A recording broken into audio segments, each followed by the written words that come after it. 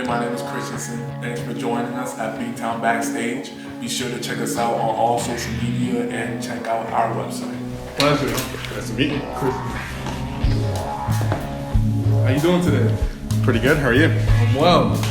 I recently found out that it was your birthday a while ago. Happy belated birthday. Thank you.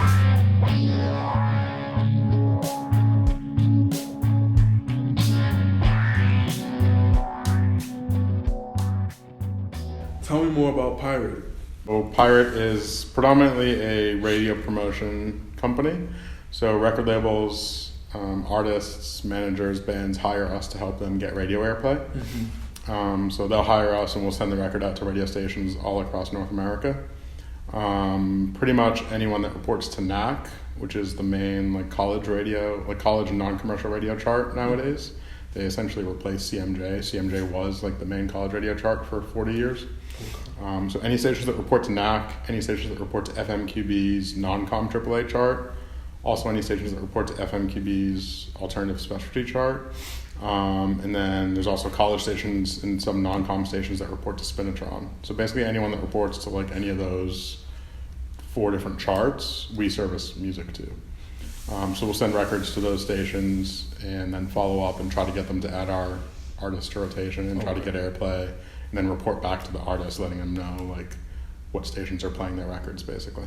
Now, New York, I realized that you worked for record companies, big labels. Before Pirate. So when I was in college, actually, around here, I was the Sony college rep for Boston, right. Sony Music, which at the time owned Epic Records and Columbia Records.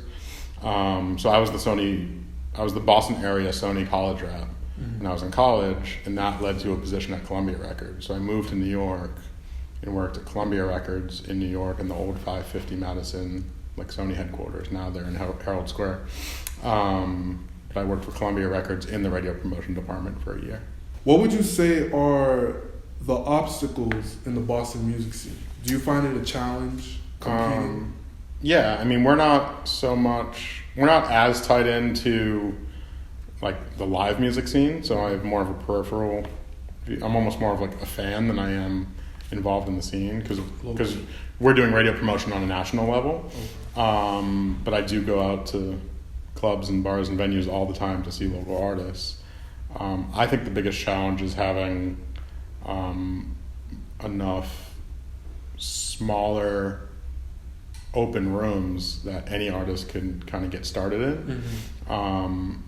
We're in a great market in that both Bowery /AEG and Crossroads /Live Nation have huge presences here. Yes. And because of that, and they have a lot of great venues here, and we get every national tour coming through Boston now, which is great. So there's no shortage of awesome artists coming through and playing town every night. In fact, I'd argue there's too many because I've had to go to 3 shows this week, which is a good problem to have, I guess. Yes. But for the tiny bands that are, bubbling under and want to start playing out more often, there's less, tiny to small to mid-sized rooms, and also less open rooms. Great Scott is an awesome venue in Allston, but it is a Bowery venue, so a lot of the tours that are coming through there, a lot of the shows that are coming through there are national tours with all nationally touring bands and not as many locals.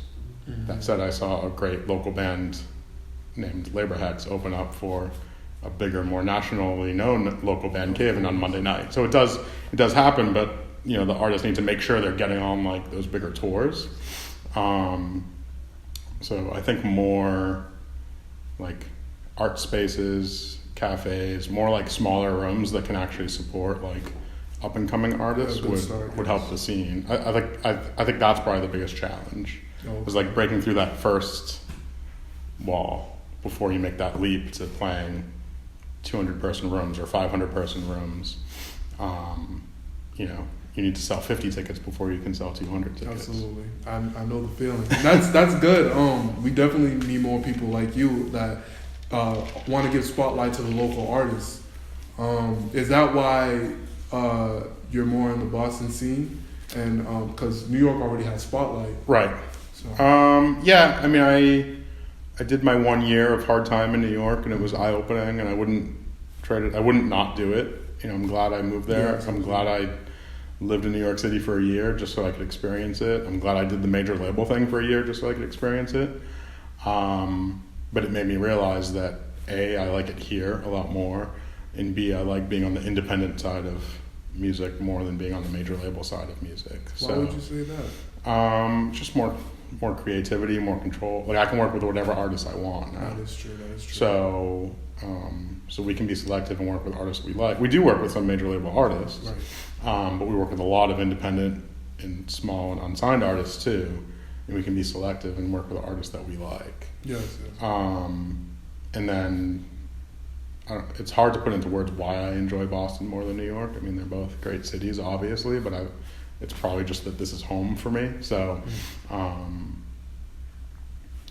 yeah, I don't have a way to close that one. That's good. How long did it take Pirate to grow out of radio to marketing and management? The management side for us has always been very limited. We do some consulting with some artists that need kind of the extra hand-holding. Yes. An artist that isn't on a label and doesn't have a product manager or a good manager doing things for them, we might help a little bit more. Right. And there's been other services that we've done over the years, but for the most part, we kind of keep coming back to radio as the main service that we do because that's what we excel in. Yes. So while we've helped artists in other areas and done some other things in the industry, it's really, or predominantly 99% of what we do is radio promotion. And we could add other services, and we're often asked to do other things, or if we can do other things. But we're really good at doing radio promotion. Like we've had a very busy and very successful year. I think we've had the number one record on the NAC charts for like 14 weeks so far in 2019. What record is it? A bunch of different records. We started the year with Jeff Tweedy from Wilco. His solo record went number one the first couple weeks of the year. And then a new band named Foxwarn, we got that number one right after that. And then later in the spring, we had a number one record with Girlpool. And then right around her 80th birthday, we had a number one record with Mavis Staples, who was the oldest artist to ever reach number one, but still very young at heart. And then we got the Black Keys number one pretty much all summer. That stayed number one for like 5 weeks. And then right now we're actually pushing the actual proper Wilco record almost a year after the Jeff Tweedy solo record. That one's not number one yet, but it's already top 10. It's already in top 10, so we're hoping to get that one number one next. And if that happens, we'll hopefully end the year with 15 or 16 or something like that weeks of having the number one record on the college charts. So we're so busy and so successful doing that, it's hard to take away from that to do other services sometimes. I'm always open to artists when it comes to, a meeting or a consultation or something like that. But it's usually more like a management consulting role than a full-time manager role. That's flexible. Do you adjust to college students leaving for the summer? It's different, but not as different as it used to be. Because while we do predominantly do college radio, a lot of our stations are community kind of stations or public radio stations. Mm-hmm. So a lot of them have community member DJs that never leave. So a lot of the stations we deal with are on the air 24/7, 365 days a year, and they never go off the air anymore. Mm-hmm.